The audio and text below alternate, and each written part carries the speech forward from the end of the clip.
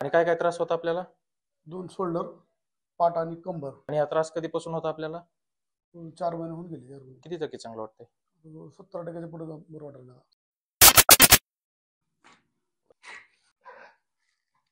बस.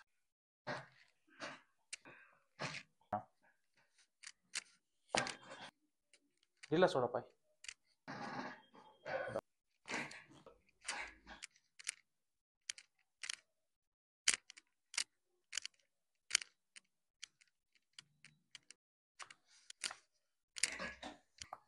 बर.